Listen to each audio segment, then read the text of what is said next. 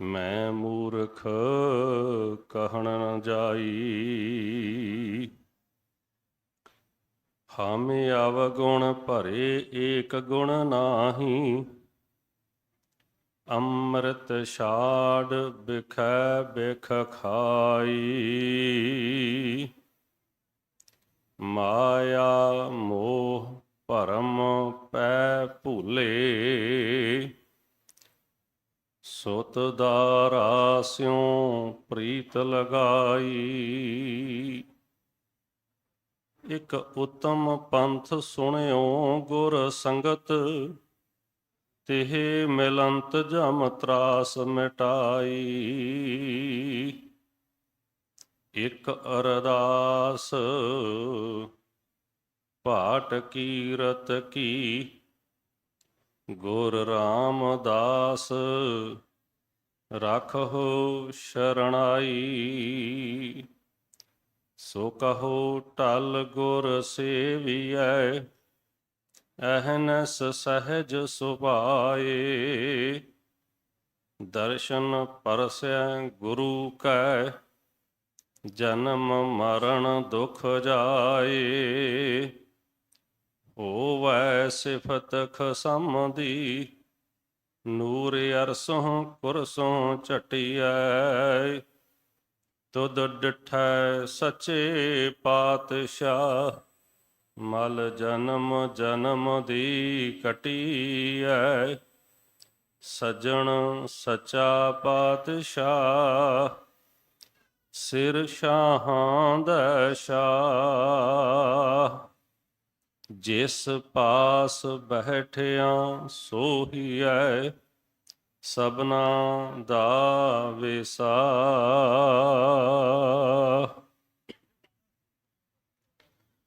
ਵਾਹਿਗੁਰੂ ਸਾਹਿਬ ਜੀ। ਆਸਾ ਮਹੱਲਾ ਪੰਜਵਾ। ਜਿਨਾ ਨ ਵਿਸਰੈ ਨਾਮ। ਸੇ ਕਨੇਹਿਆ।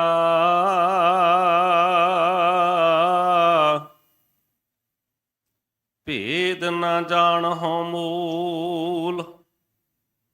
ਸਾਈਂ ਜੇਹਿਆ।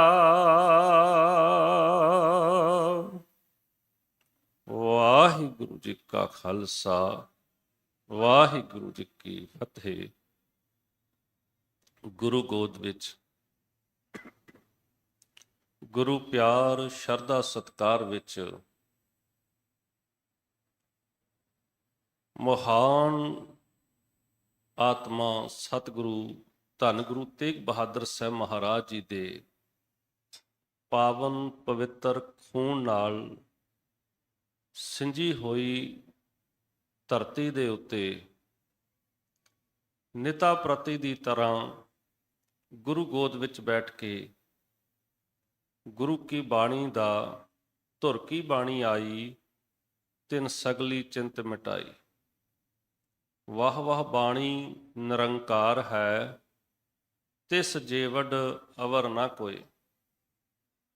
ਸੋ ਸਤਿਗੁਰੂ ਸੱਚੇ ਪਾਤਸ਼ਾਹ ਜੀ ਦੀ ਇਸ ਅੰਮ੍ਰਿਤਮਈ ਬਾਣੀ ਦੇ ਅੰਮ੍ਰਿਤਮਈ ਘੁੱਟ ਕੰਨਾਂ ਦੇ ਕਟੋਰਿਆਂ ਨਾਲ ਭਰ ਰਹੇ ਗੁਰੂ ਪ੍ਰੇਮ ਵਿੱਚ ਗੁੜੁੰਦ ਇਲਾਹੀ ਬਾਣੀ ਦੀਆਂ ਧੁਨੀਆਂ ਦੁਆਰਾ ਆਪਣੀ ਆਤਮਾ ਨੂੰ ਤਸਕੀਨ ਦੇ ਰਹੇ ਸਮੂਹ ਗੁਰਸਿੱਖ ਸਤਸੰਗੀ ਜਨੋ, ਆਓ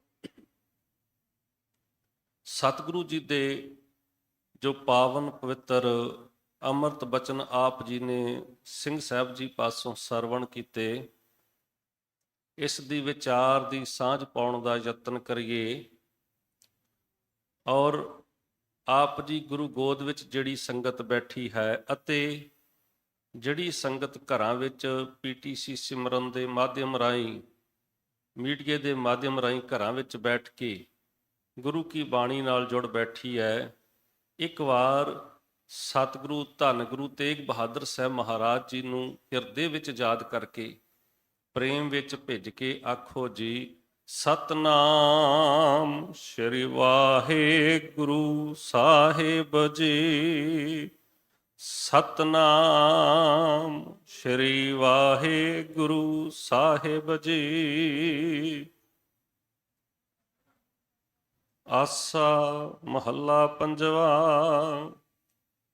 ਇਹ ਆਸਾ ਰਾਗ ਦੇ ਅੰਦਰ ਸਤਿਗੁਰੂ ਸ਼ਹੀਦੀ ਪਰੰਪਰਾ ਦੇ ਮੀਰ ਗੁਰੂ ਅਰਜਨ ਸਾਹਿਬ ਮਹਾਰਾਜ ਜੀ ਦੇ ਮੁਖਾਰਬਿੰਦ ਤੋਂ ਉਚਾਰਨ ਕੀਤਾ ਹੋਇਆ ਅੰਮ੍ਰਿਤ ਬਚਨ ਸਾਹਿਬ ਸ੍ਰੀ ਗੁਰੂ ਗ੍ਰੰਥ ਸਾਹਿਬ ਮਹਾਰਾਜ ਜੀਆਂ ਦੇ 397 ਅੰਕ ਦੇ ਉੱਤੇ ਸਵਾਇਮਾਨ ਹੈ।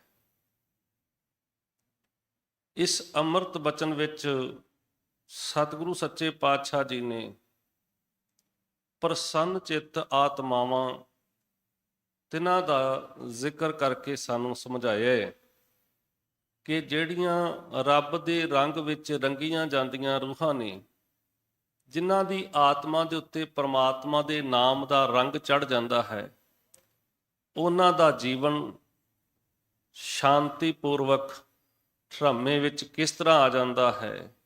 ਸਤਿਗੁਰੂ ਸੱਚੇ ਪਾਤਸ਼ਾਹ ਜੀ ਨੇ ਇਸ ਅੰਮ੍ਰਿਤ ਬਚਨ ਦੇ ਵਿੱਚ ਜਿਹੜਾ ਰਹਾਉ ਵਾਲਾ ਬੰਦ ਹੈ, ਉਸ ਦੇ ਵਿੱਚ ਪ੍ਰਸੰਨ ਚਿੱਤਾ ਦੀ ਸਾਨੂੰ ਉਪਦੇਸ਼ ਦਿੱਤਾ ਹੈ ਕਿ ਜਿਹੜਾ ਗੁਰੂ ਦੁਆਰਾ, ਗੁਰੂ ਕੇ ਸ਼ਬਦ ਦੁਆਰਾ, ਗੁਰੂ ਦੇ ਅੰਮ੍ਰਿਤ ਰਸ ਦੁਆਰਾ ਆਪਣੀ ਆਤਮਾ ਨੂੰ ਤਸਕੀਨ ਦਿੰਦਾ ਹੈ, ਆਪਣੀ ਆਤਮਾ ਪਰਮਾਤਮਾ ਨਾਲ ਜੋੜ ਲੈਂਦਾ ਹੈ, ਉਸ ਜੀਵ ਦਾ ਆਤਮਾ ਟਿਕਾਊ ਵਿੱਚ ਆ ਜਾਂਦੀ ਹੈ।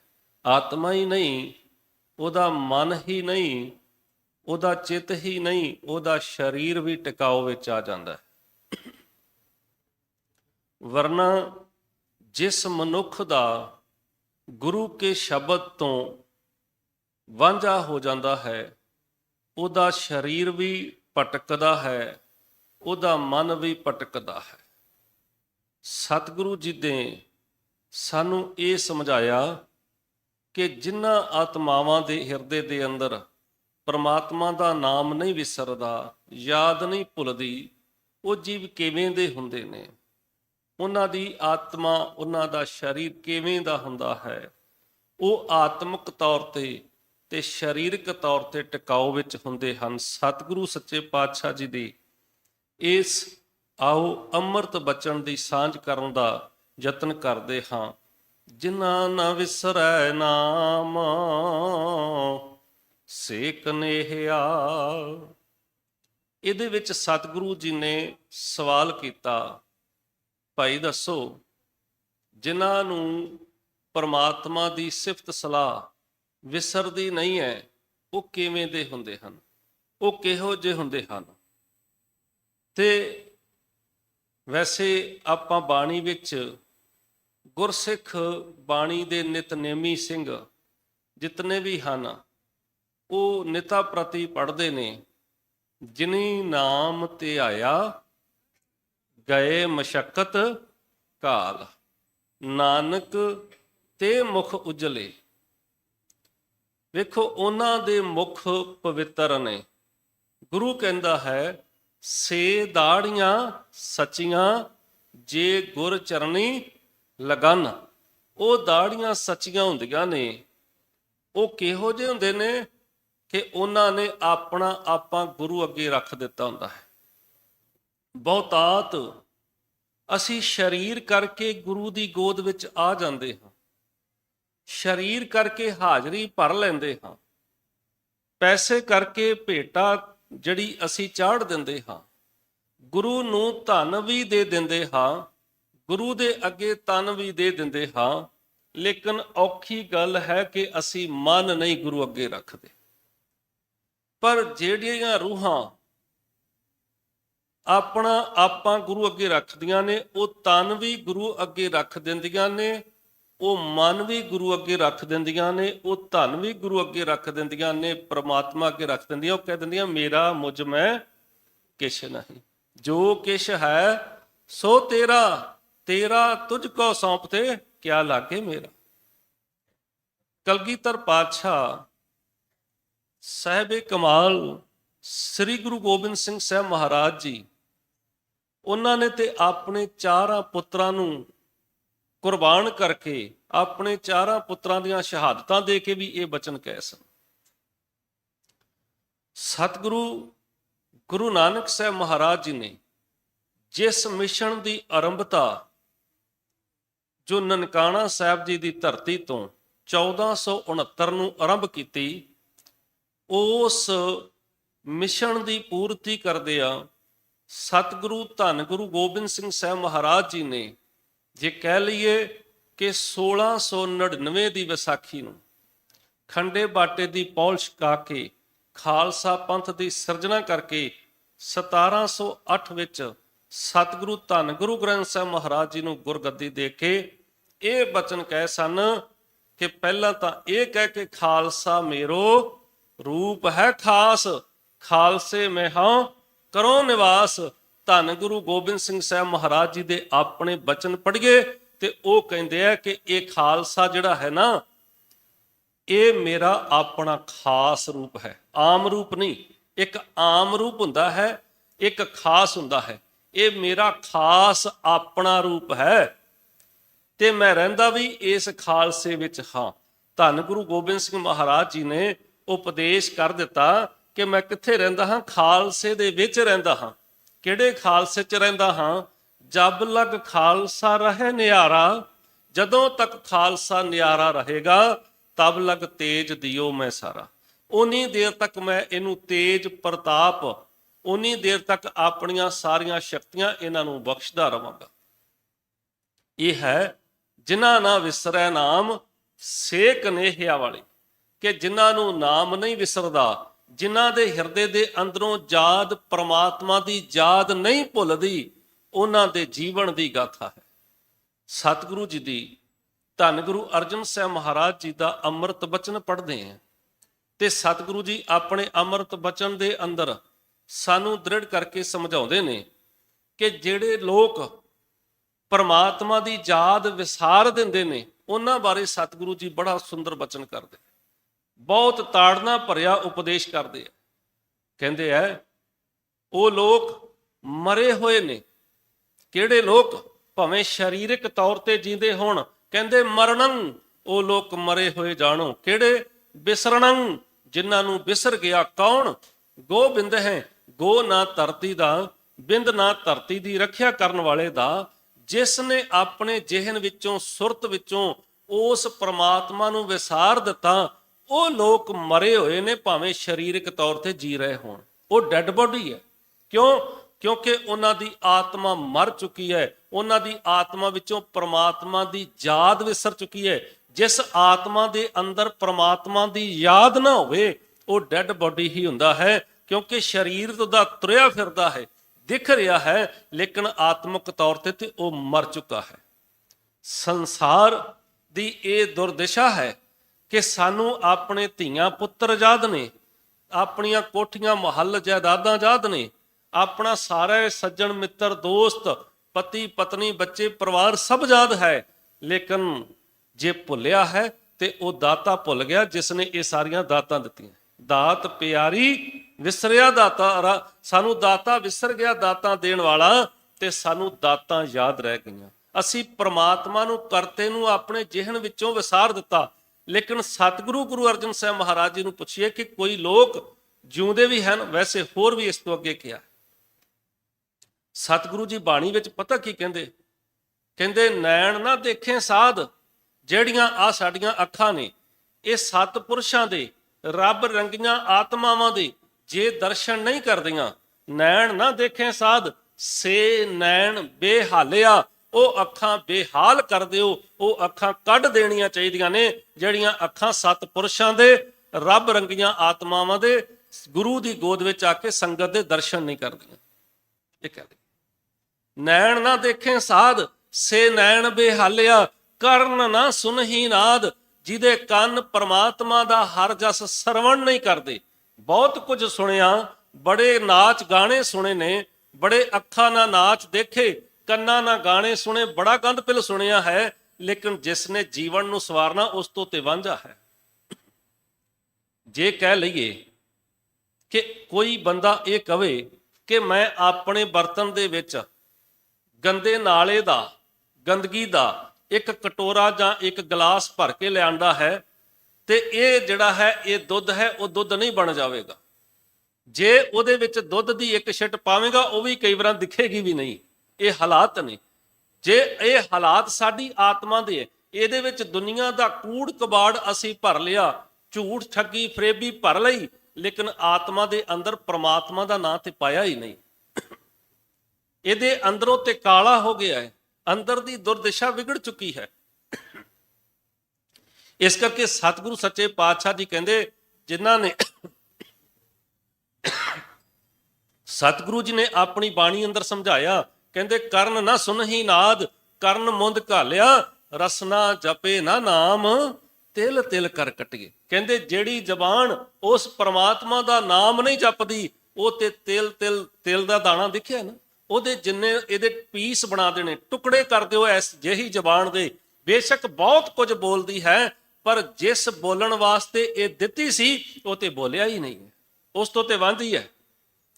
ਹਰ ਹਾਂ ਜਬ ਬਿਸਰੈ ਗੋਬਿੰਦ ਰਾਏ, ਤਾਂ ਦਿਨੋਂ ਦਿਨ ਘਟਿਏ। ਇਹ ਹਾਲਤ ਹੈ ਜੀਵ ਦੀ। ਸਤਿਗੁਰੂ ਸੱਚੇ ਪਾਤਸ਼ਾਹ ਜੀ ਕਹਿੰਦੇ ਮਰਣੰ ਬਿਸਰਣੰ ਗੋਬਿੰਦੇ, ਉਹ ਲੋਕ ਮਰੇ ਹੋਏ ਜਾਣੋ, ਡੈਡ ਬੋਡੀ ਜਾਣੋ, ਜਿਨ੍ਹਾਂ ਨੂੰ ਪ੍ਰਮਾਤਮਾ ਵਿਸਰ ਗਿਆ। ਸੱਚੇ ਪਾਤਸ਼ਾਹ ਜਿਉਂਦੇ ਵੀ ਹਨ, ਹਾਂ ਜਿਉਂਦੇ ਹਨ। ਕੌਣ? ਜੀਵਨੰ ਹਰ ਨਾਮ ਧਿਆਵਣੇ, ਜਿਹੜੇ ਉਸ ਰੱਬ ਦੀ ਇਬਾਦਤ ਕਰਦੇ ਆ ਉਹਨਾਂ ਦਾ ਜੀਵਨ। ਕਈ ਵਾਰ ਆਪਾਂ ਕਹਿੰਦੇ ਨਾ ਇਹ ਬੰਦਾ ਤੁਰਿਆ ਤੇ ਫਿਰਦਾ ਹੈ, ਵੇਖਣ ਨੂੰ ਤੇ ਦਿਖਦਾ ਹੈ, ਪਰ ਇਹ ਤਾਂ ਮਰਿਆਂ ਦੇ ਬਰਾਬਰ ਹੀ ਹੈ। ਇਹ ਹਾਲਤ ਆਪਾਂ ਨੂੰ ਪਤਾ ਲੱਗਦਾ ਹੈ ਤੇ ਗੁਰੂ ਨੇ ਦੱਸ ਦਿੱਤੀ ਹੈ ਕਿ ਉਹ ਬੰਦਾ ਮਰਿਆਂ ਦੇ ਬਰਾਬਰ ਹੈ ਜਿਹਨੇ ਰੱਬ ਨੂੰ ਵਿਸਾਰ ਦਿੱਤਾ ਹੈ। ਕਿਉਂ?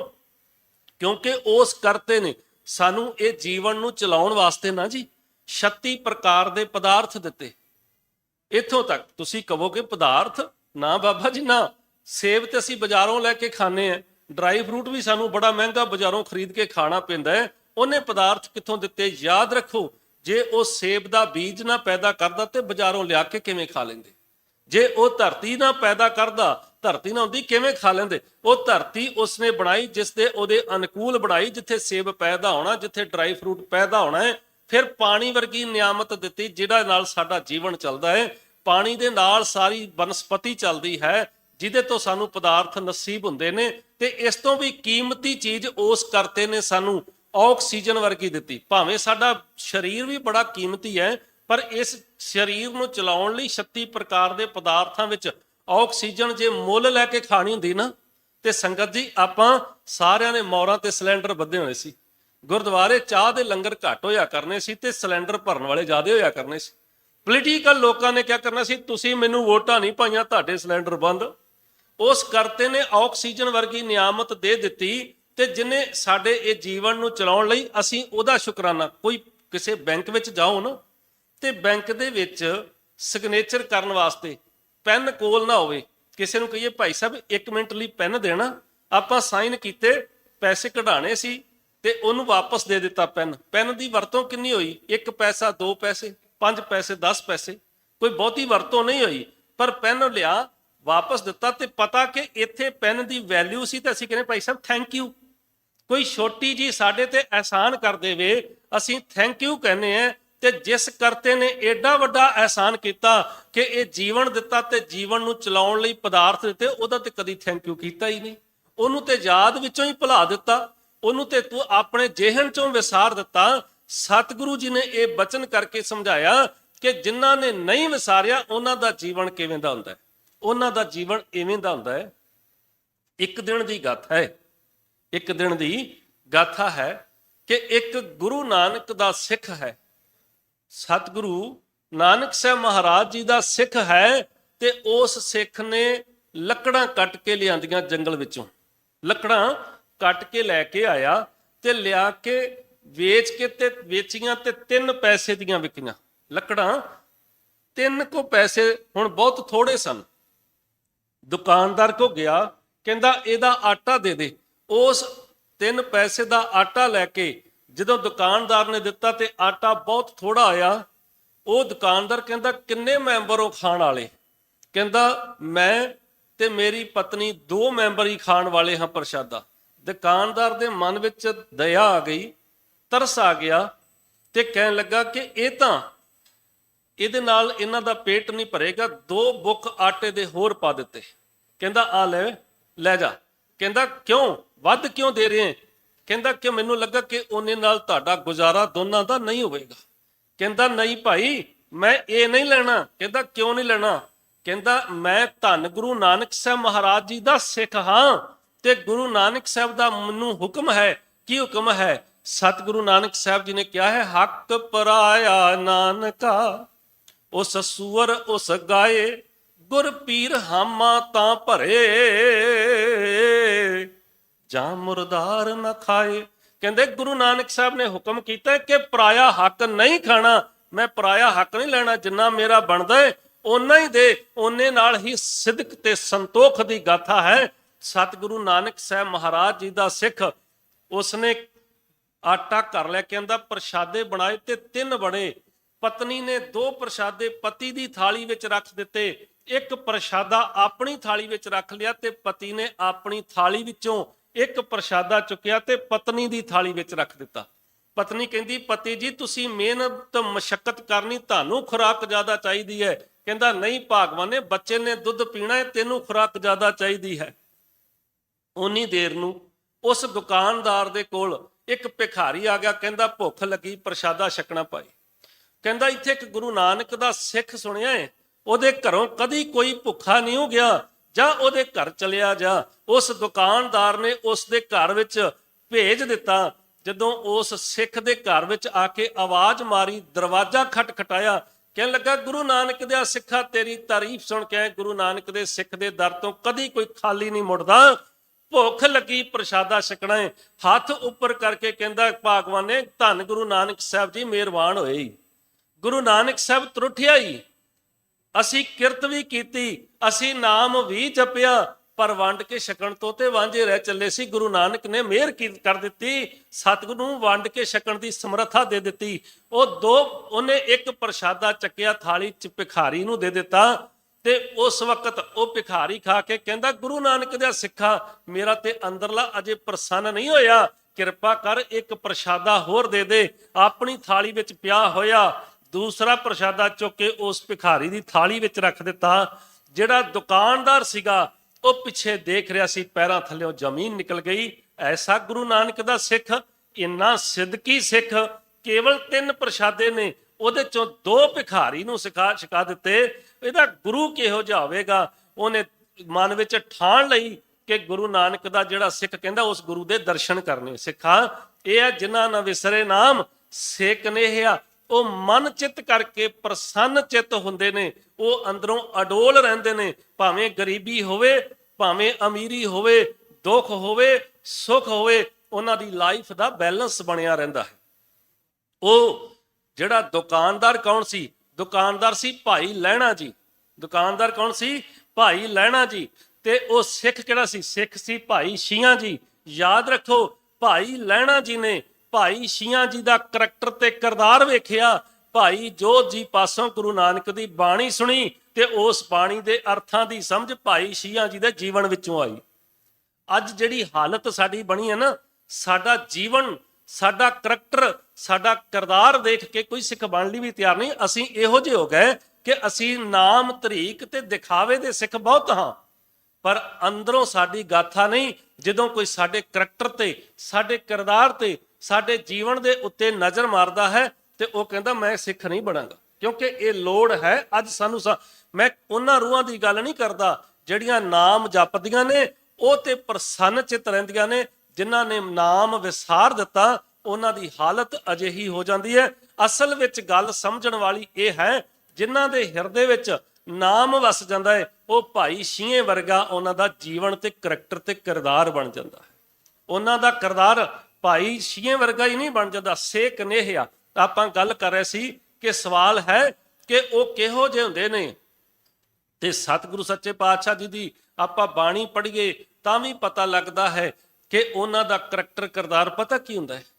ਕਹਿੰਦੇ ਮੀਨ ਪਕਰ ਫਾਂਕਿਓ ਅਰ ਕਾਂਟਿਓ, ਰਾਂਦ ਕਿਓ ਬਹੁ ਬਾਣੀ, ਖੰਡ ਖੰਡ ਕਰ ਭੋਜਨ ਕੀਨੋ, ਤਉ ਨਾ ਬਿਸਰਿਓ ਪਾਣੀ। ਉਹਨਾਂ ਦਾ ਜੀਵਨ ਇਦਾਂ ਦਾ ਬਣ ਜਾਂਦਾ ਹੈ ਕਿ ਉਹਨਾਂ ਦਾ ਜੇ ਕੋਈ ਸਰੀਰ ਦੇ ਟੁਕੜੇ ਵੀ ਕਰ ਦੇਵੇ, ਟੁਕੜੇ ਕਰ ਦੇਵੇ, ਭਾਈ ਮਨੀ ਸਿੰਘ ਜੀ ਦੇ ਸਰੀਰ ਦੇ ਟੁਕੜੇ ਕਰ ਦਿੱਤੇ। ਜਦੋਂ ਜਲਾਦ ਟੋਕਾ ਮਾਰਨ ਲੱਗਿਆ ਨਾ, ਤੇ ਜਲਾਦ ਨੇ ਪਹਿਲਾ ਟੋਕਾ ਉਹਦੇ ਗੁੱਟ ਦੇ ਉੱਤੇ ਮਾਰਿਆ। ਜਦੋਂ ਗੁੱਟ ਦੇ ਉੱਤੇ ਟੋਕਾ ਮਾਰਿਆ ਤੇ ਭਾਈ ਮਨੀ ਸਿੰਘ ਜੀ ਕਹਿਣ ਲੱਗੇ, ਓਏ ਭਾਈ ਤੂੰ ਆਪਣੇ ਮਾਲਕ ਦਾ ਹੁਕਮ ਵਜਾ। ਮੈਂ ਆਪਣੇ ਮਾਲਕ ਦਾ ਹੁਕਮ ਵਜਾ ਰਿਹਾ ਹਾਂ, ਮੈਂ ਆਪਣੇ ਮਾਲਕ ਦੇ ਹੁਕਮ ਤੋਂ ਕੁਤਾਹੀ ਨਹੀਂ ਕਰ ਰਿਹਾ, ਪਰ ਤੂੰ ਦੱਸ ਤੂੰ ਆਪਣੇ ਮਾਲਕ ਦੇ ਹੁਕਮ ਤੋਂ ਕੁਤਾਹੀ ਕਿਉਂ ਕਰ ਰਿਹਾ? ਕਹਿੰਦਾ ਕਿਉਂ, ਕੀ ਹੋ ਗਿਆ?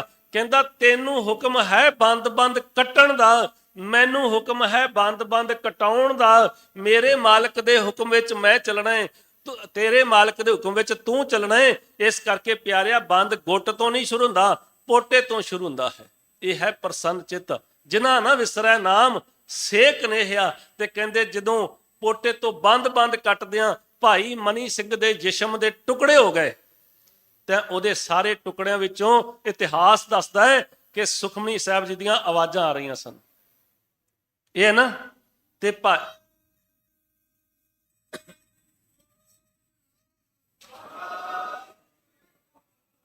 ਮੀਨ ਪਕਰ ਫਾਂਕਿਓ ਔਰ ਕਾਂਟਿਓ, ਰਾਂਦ ਕੀਓ ਬਹੁਬਾਨੀ, ਖੰਡ ਖੰਡ ਕਰ ਭੋਜਨ ਕੀਨੋ, ਤਾਉ ਨਾ ਬਿਸਰਿਓ ਪਾਣੀ। ਪਿਆਰਿਓ, ਜਿਨ੍ਹਾਂ ਦਾ ਬਾਣੀ ਨਾਲ ਪਿਆਰ ਹੋ ਜਾਵੇ, ਉਹਨਾਂ ਦੇ ਜਿਸਮ ਦੇ ਟੁਕੜੇ ਵੀ ਹੋ ਜਾਣ, ਉਹਨਾਂ ਦੇ ਹਿਰਦੇ ਵਿੱਚੋਂ, ਉਹਨਾਂ ਦੀ ਆਤਮਾ ਵਿੱਚੋਂ ਬਾਣੀ ਨਹੀਂ ਜੇ ਵਿਸਰਦੀ। ਇਤਿਹਾਸ ਦੱਸਦਾ ਹੈ ਕਿ ਅਤਿਅੰਤ ਸਤਿਕਾਰਤ ਸ਼ਖਸੀਅਤ, ਮਹਾਨ ਉਹ ਜਿਨ੍ਹਾਂ ਨੇ ਇੱਕ ਹੋਰ ਵਿਆਖਿਆ ਇਹਨਾਂ ਪੰਕਤੀਆਂ ਦੀ ਕੀਤੀ, ਤੁਸੀਂ ਭਲੀ ਭਾਂਤ ਜਾਣਦੇ ਹੋ, ਮਾਨਯੋਗ ਭਾਈ ਮਤੀ ਦਾਸ ਜੀ। ਭਾਈ ਮਤੀ ਦਾਸ ਜੀ ਦੇ ਸਿਰ ਤੇ ਜਲਾਦਾਂ ਨੇ ਜਦੋਂ ਆਰਾ ਰੱਖਿਆ ਨਾ, ਤੇ ਜਦੋਂ ਜਲਾਦਾਂ ਨੇ ਆਰਾ ਰੱਖਿਆ ਤੇ ਕਹਿੰਦਾ ਕੋਈ ਆਖਰੀ ਤੇਰੀ ਖੁਆਇਸ਼ ਹੈ ਤੇ ਦੱਸ ਦੇ ਭਾਈ, ਹੁਣ ਤੈਨੂੰ ਮੌਤ ਦੇ ਘਾਟ ਉਤਾਰ ਦੇਣਾ ਹੈ। ਜਲਾਦ ਆਖਦਾ ਹੈ ਤੇ ਉਹ ਕੀ ਕਹਿੰਦਾ ਹੈ? ਕਹਿੰਦਾ ਜੇ ਆਖਰੀ ਇੱਛਾ ਪੂਰੀ ਕਰਨੀ ਹੈ ਤੇ ਮੇਰਾ ਮੂੰਹ ਮੇਰੇ ਗੁਰੂ ਵੱਲ ਕਰ ਦੇ। ਕਹਿੰਦਾ ਇਹ ਤੇ ਪੂਰੀ ਕਰ ਦਿੱਤੀ ਜਾਵੇਗੀ। ਕਿਉਂ ਕਹਿੰਦਾ ਹੈ? ਕਹਿੰਦਾ ਇਸ ਕਰਕੇ ਕਹਿਣਾ ਹੈ ਕਿ ਜਦੋਂ ਤੱਕ ਜਿਸ ਗੁਰੂ ਦੀ ਕਿਰਪਾ ਨਾਲ, ਜਿਸ ਗੁਰੂ ਦੀ ਰਹਿਮੋ ਕਰਮ ਨਾਲ ਤੇ ਨਾਮ ਤੇ ਸਿਮਰਨ ਦੀ ਦਾਤ ਨਾਲ ਮੈਂ ਆਰੇ ਦੇ ਥੱਲੇ ਅਹਿਲ ਅਡੋਲ ਰਹਿਣਾ ਹੈ, ਖਲੋਣ ਦੀ ਸਮਰੱਥਾ ਦਿੱਤੀ, ਉਸ ਗੁਰੂ ਦੇ ਮੈਨੂੰ ਦਰਸ਼ਨ ਦੀਦਾਰ ਓਨੀ ਦੇਰ ਤੱਕ ਹੁੰਦੇ ਰਹਿਣੇ ਚਾਹੀਦੇ ਜਿੰਨੀ ਦੇਰ ਤੱਕ ਮੇਰੇ ਅੱਖਾਂ ਖੁੱਲੀਆਂ ਨੇ।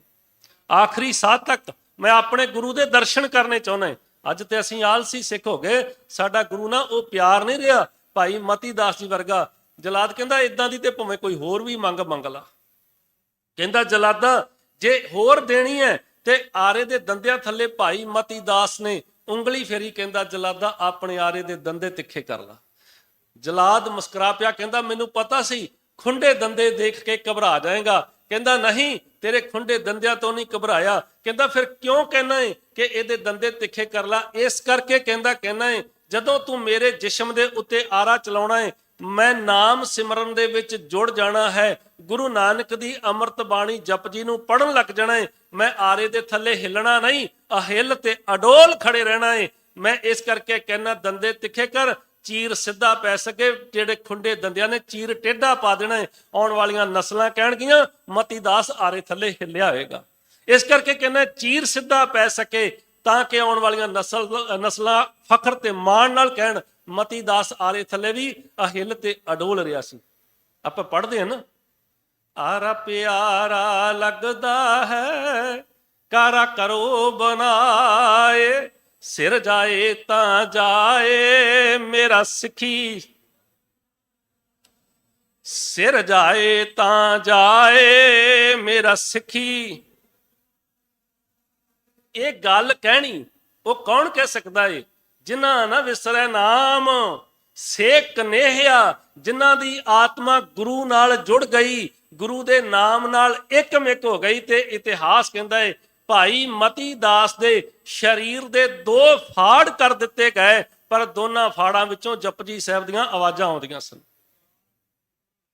ਇਹ ਕਿਰਪਾ ਤੋਂ ਬਿਨਾ ਜਿਨ੍ਹਾਂ ਨਾ ਵਿਸਰੈ ਨਾਮ ਸੇਕ ਨੇਹਿਆ ਕਿਹੋ ਜਿਹੇ ਹੁੰਦੇ ਨੇ? ਉਹ ਭਾਈ ਮਤੀ ਦਾਸ ਵਰਗੇ ਹੁੰਦੇ ਨੇ। ਦਿਖਾਵੇ ਦੇ ਨਾਮ ਧਰੀਕ ਨਹੀਂ ਹੁੰਦੇ, ਪਖੰਡ ਕਰਨ ਵਾਲੇ ਨਹੀਂ ਹੁੰਦੇ। ਕਈ ਵਾਰਾਂ ਅਸੀਂ ਦੇਖਣ ਨੂੰ ਲੱਗਦਾ ਹੁੰਦਾ ਕਿ ਇਹ ਬੰਦਾ ਬੜਾ ਜੁੜਿਆ ਹੈ, ਪਰ ਉਹਦੇ ਅੰਦਰ ਪਤਾ ਨਹੀਂ ਕੀ ਕੀ ਚੱਲ ਰਿਹਾ ਹੋਵੇ। ਬਾਹਰੋਂ ਬਗਲਾਂ ਵਾਲੀਆਂ ਸਮਾਧੀਆਂ ਲਾਉਣ ਵਾਲੇ ਲੋਕ, ਪਖੰਡ ਕਰਨ ਵਾਲੇ ਲੋਕ, ਕਈ ਵਾਰ ਪਖੰਡ ਕਰਕੇ ਲੋਕਾਂ ਨੂੰ ਆਪਣੇ ਚੁੰਗਲ ਵਿੱਚ ਫਸਾਉਂਦੇ, ਜਿਵੇਂ ਬਗਲੇ ਫਸਾਉਂਦੇ। ਇਹ ਉਹਨਾਂ ਲੋਕਾਂ ਦੀ ਗੱਲ ਨਹੀਂ ਹੈ, ਉਹਨਾਂ ਦੇ ਕਰੈਕਟਰ ਦੀ ਗੱਲ ਨਹੀਂ ਹੈ। ਇਹ ਕਰੈਕਟਰ ਕਿਰਦਾਰ ਉਹਨਾਂ ਦੀ ਨੂੰ ਹੀ ਸ਼ੋਭਦਾ ਹੈ, ਜਿਨ੍ਹਾਂ ਨਾ ਵਿਸਰੇ ਨਾਮ ਸੇ ਕਨੇਹਿਆ, ਭੇਦ ਨਾ ਜਾਣੋ ਮੂਲ ਸਾਈਂ ਜਿਹਾ, ਖਾਲਸਾ ਮੇਰੋ ਰੂਪ ਹੈ ਖਾਸ। ਖਾਲਸੇ ਮੈਂ ਹਾਂ ਕਰੋ ਨਿਵਾਸ, ਉਹਨਾਂ ਨੂੰ ਤਾਂ ਉਹਨਾਂ ਦੀ ਆਤਮਾ ਇੱਕਮਿਕ ਗੁਰੂ ਨਾਲ ਹੋ ਜਾਂਦੀ ਹੈ, ਇੰਨੀ ਇੱਕਮਿਕ ਹੋ ਜਾਂਦੀ ਹੈ। ਭਾਈ ਡੱਲਾ ਜੀ ਰਾਈਫਲ ਲੈ ਕੇ ਆਏ ਤੇ ਜਦੋਂ ਕਹਿੰਦੇ, ਫਿਰ ਧੰਨ ਗੁਰੂ ਗੋਬਿੰਦ ਸਿੰਘ ਸਾਹਿਬ ਜੀ ਕਹਿਣ ਲੱਗੇ, ਸਤਿਗੁਰੂ ਜੀ ਨੂੰ ਕਹਿਣ ਲੱਗੇ ਕਿ ਮੈਨੂੰ ਆਵਾਜ਼ ਮਾਰ ਦੇ, ਮੈਂ ਤੁਹਾਡਾ ਸਾਥ ਜੰਗਾਂ ਯੁੱਧਾਂ 'ਚ ਦਿੰਦਾ, ਮੇਰੇ ਕੋਲ ਐਨੇ ਜਿਹੜੇ ਲੜਨ ਵਾਲੇ ਸੂਰਮੇ ਆ। ਤੇ ਸਤਿਗੁਰੂ ਜੀ ਕਹਿੰਦੇ, ਲਿਆ ਫਿਰ ਰਾਈਫਲ ਚੈੱਕ ਕਰਨ ਲਈ ਕੋਈ ਨਿਸ਼ਾਨਾ ਪਰਖਣ ਲਈ ਸਿੱਖ ਲਿਆ, ਆਪਦਾ ਲਿਆ ਪਈਆ, ਜਿਹੜਾ ਤੇਰਾ ਕੋਈ ਸੇਵਕ ਹੈਗਾ, ਤੇਰਾ ਕੋਈ ਫੌਜੀ ਹੈਗਾ, ਤੇਰਾ ਕੋਈ ਸੂਰਮਾ ਹੈਗਾ, ਲਿਆ ਸੂਰਮਾ। ਤੇ ਉਸੇ ਵਕਤ ਗਿਆ ਕੈਂਪ ਵਿੱਚ ਜਾ ਕੇ, ਜਿਹਨੂੰ ਕਿਹਾ ਉਹ ਕਹਿੰਦਾ, ਅਨਿਆਈ ਮੌਤੇ ਨਹੀਂ ਮਰਿਆ ਜਾਂਦਾ, ਇਹ ਨਹੀਂ ਹੋ ਸਕਦਾ। ਵਾਪਸ ਆ ਗਿਆ। ਸਤਿਗੁਰੂ ਧੰਨ ਗੁਰੂ ਗੋਬਿੰਦ ਸਿੰਘ ਸਾਹਿਬ ਮਹਾਰਾਜ ਨੂੰ ਕਹਿੰਦਾ, ਜੀ ਕੋਈ ਏਦਾਂ ਮਰਨ ਲਈ ਤਿਆਰ ਨਹੀਂ, ਕਹਿੰਦੇ ਲੜਾਈ ਦੇ ਜੰਗ ਵਿੱਚ ਤੇ ਮਰਾਂਗੇ, ਏਦਾਂ ਨਹੀਂ ਮਰਿਆ ਜਾਂਦਾ। ਸਤਿਗੁਰੂ ਜੀ ਕਹਿੰਦੇ, ਜਾ ਵੀਰ ਸਿੰਘ ਤੇ ਧੀਰ ਸਿੰਘ ਨੂੰ ਆਵਾਜ਼ ਮਾਰ। ਦਸਤਾਰਾ ਸਜਾ ਰਹੇ ਸੀ, ਜਿਉਂ ਭੱਜੇ ਹੀ ਕਹਿੰਦੇ ਨਿਸ਼ਾਨਾ ਪਰਖਣਾ ਹੈ। ਉਹ ਦੌੜ ਕੇ ਆ ਗਏ, ਇੱਕ ਵੀਰ ਸਿੰਘ ਅੱਗੇ, ਧੀਰ ਸਿੰਘ ਉਹਦੇ ਅੱਗੇ, ਵੀਰ ਸਿੰਘ ਉਹਦੇ ਅੱਗੇ, ਧੀਰ ਸਿੰਘ ਉਹਦੇ ਅੱਗੇ। ਉਹ ਅੱਡੀਆਂ ਚੁੱਕੇ ਕਿ ਨਿਸ਼ਾਨਾ ਗੋਲੀ ਦਾ ਮੇਰੇ ਅੰਦਰ ਵੱਜ ਜਾਵੇ। ਜਿਨ੍ਹਾਂ ਨਾ ਵਿਸਰੇ ਨਾਮ ਸੇ ਕਨੇਹਿਆ, ਭੇਦ ਨਾ ਜਾਣੋ ਮੂਲ ਸਾਈਂ ਜਿਹਾ। ਉਹ ਸਾਈਂ ਦਾ ਰੂਪ ਹੋ ਜਾਂਦੇ ਆ, ਇੰਨਾ ਰੂਪ ਹੋ ਜਾਂਦੇ ਆ ਕਿ ਜਦੋਂ ਮਸ਼ਕ ਲੈ ਕੇ ਪਾਣੀ ਪਿਲਾਉਂਦਾ ਨਾ ਭਾਈ ਕਨਈਆ, ਤੇ ਕਹਿੰਦਾ ਸੱਚੇ ਪਾਤਸ਼ਾਹ ਜਿੱਧਰ ਦੇਖਦਾ ਤੂੰ ਹੀ ਦੇਖਦਾ ਹੈ, ਸਾਰੇ ਪਾਸੇ ਤੇਰਾ ਹੀ ਮੈਨੂੰ ਸਰੂਪ ਦਿਖਦਾ ਹੈ। ਇਹ ਹਾਲਤ ਹੈ, ਇਹ ਉਹਨਾਂ ਦਾ ਜੀਵਨ ਹੈ, ਇਹ ਉਹਨਾਂ ਦਾ ਕਰੈਕਟਰ ਕਿਰਦਾਰ ਹੈ, ਪਖੰਡੀਆਂ ਕਰਮਕਾਂਡੀਆਂ ਤੇ ਦੰਭੀਆਂ ਦਾ ਨਹੀਂ, ਦਿਖਾਵੇ ਵਾਲਿਆਂ ਦਾ ਨਹੀਂ। ਅਸੀਂ ਤਾਂ ਵੱਡਾ ਉਹਨੂੰ ਮਹਾਨ ਜਿਹੜਾ ਹੈ ਸਮਝਦੇ ਆ, ਨਾਮ ਜਪਣ ਵਾਲਾ, ਜਿਹਦੇ ਕੋਲ ਬਹੁਤੇ ਡੇਰੇ ਹੋਣ, ਬਹੁਤੀਆਂ ਕਾਰਾਂ ਹੋਣ, ਬਹੁਤੇ ਚੇਲੇ ਚਾਟੜੇ ਹੋਣ। ਨਹੀਂ ਭਾਈ, ਚੇਲਾ ਚਾਟੜਾ ਹੋ ਸਕਦਾ ਉਹਦੇ ਕੋਲ ਕੋਈ ਨਾ ਹੋਵੇ, ਹੋ ਸਕਦਾ ਉਹਦੇ ਕੋਲ ਕੋਈ ਬਹੁਤੀਆਂ ਗੱਡੀਆਂ ਕਾਰਾਂ ਨਾ ਹੋਣ, ਬਹੁਤੇ ਡੇਰੇ ਨਾ ਹੋਣ। ਉਹਦਾ ਹੋ ਸਕਦਾ ਜਿਹੜਾ ਰਹਿਣ ਬਸੇਰਾ ਵੀ ਉਹਦੇ ਕੋਲ ਆਪਣਾ ਵੀ ਨਾ ਹੋਵੇ। ਉਹ ਹੋ ਸਕਦਾ ਕਿਸੇ ਫੁੱਟਪਾਥ ਦੇ ਉੱਤੇ ਹੀ ਪਿਆ ਹੋਵੇ, ਪਰ ਜਿਹਦੀ ਆਤਮਾ ਗੁਰੂ ਨਾਲ ਜੁੜੀ ਹੈ, ਜਿਹਦੀ ਆਤਮਾ ਪਰਮਾਤਮਾ ਨਾਲ ਇੱਕ ਹੋ ਚੁੱਕੀ ਹੈ, ਉਹਨਾਂ ਦੀ ਗਾਥਾ ਸਤਿਗੁਰੂ ਜੀ ਨੇ ਇਹ ਸਮਝਾ ਦਿੱਤੀ ਕਿ ਹਰ ਕਾ ਸੇਵਕ ਹਰ ਹੀ ਜਿਹਾ ਹੋ ਗਿਆ। ਕਿਉਂਕਿ ਧੰਨ ਗੁਰੂ ਨਾਨਕ ਸਾਹਿਬ ਮਹਾਰਾਜ ਜੀ ਦੇ ਘਰ ਵਿੱਚ 7 ਸਾਲ ਸੇਵਾ ਕੀਤੀ ਤੇ 7 ਸਾਲਾਂ ਬਾਅਦ ਅੱਜ ਧੰਨ ਗੁਰੂ ਨਾਨਕ ਸਾਹਿਬ ਮਹਾਰਾਜ ਜੀ ਕਹਿਣ ਲੱਗੇ, ਉਹ ਭਾਈ ਤੂੰ ਲੈਣਾ ਤੇ ਅਸੀਂ ਦੇਣਾ, ਸਾਡਾ ਮਨ ਕਰਦਾ ਹੈ ਕਿ ਤੂੰ 7 ਸਾਲ ਸਾਨੂੰ ਮੱਥਾ ਟੇਕੇ, ਅੱਜ ਸਾਡਾ ਦਿਲ ਕਰਦਾ ਅਸੀਂ ਤੈਨੂੰ ਮੱਥਾ ਟੇਕੀਏ।